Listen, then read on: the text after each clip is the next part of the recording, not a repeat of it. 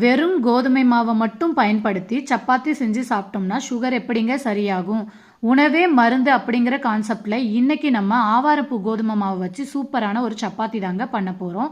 எங்க வீட்டில் மாமியாருக்கும் மாமனாருக்கும் சுகர் அதிகமாக இருக்கிறதுனால அறம் ஆல்டர்னேட்டிவ் ஃபுட் அப்படிங்கிற இன்ஸ்டாகிராம் பேஜ்லேருந்து ஆவாரம்பூ கோதுமை மாவு வாங்கி நான் ரொம்ப நாளாக யூஸ் பண்ணிட்டு இருக்கேங்க. இப்போ அவங்களுக்கு சுகர் கண்ட்ரோலில் இருக்குது.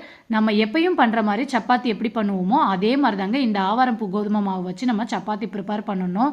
உங்கள் எல்லாருக்குமே தெரிஞ்சிருக்கும் ஆவாரம்பூ சுகருக்கு ரொம்பவே நல்லதுன்னு. ஆவாரே பூத்திருக்க சாவாரே கண்டது உண்டோன்ற பழமொழியுமே இருக்குங்க. இந்த ஆவாரம்பூ கோதுமை மாவு வச்சு கண்டிப்பாக ஒரு முறை சப்பாத்தி ட்ரை பண்ணி பாருங்க. உணவாகவும் இருக்கும், அதே சமயம் இது மருந்தாகவும் இருக்குங்க. இந்த சப்பாத்தி ரொம்பவே சாஃப்டாக இருக்குங்க. குழந்தைங்களுமே கண்டிப்பாக விரும்பி சாப்பிடுவாங்க. இதில் நீங்கள் குழந்தைங்களுக்கு பூரி கூட செஞ்சு கொடுக்கலாங்க. இந்த ஆவாரம்பூ கோதுமை மாவு உங்களுக்கும் தேவைப்பட்டுச்சுன்னா இவங்களோட டீட்டெயில் எல்லாமே நான் கீழே கொடுக்குறேன். தேவைப்படுறவங்க செக் பண்ணிக்கோங்க. பாய்.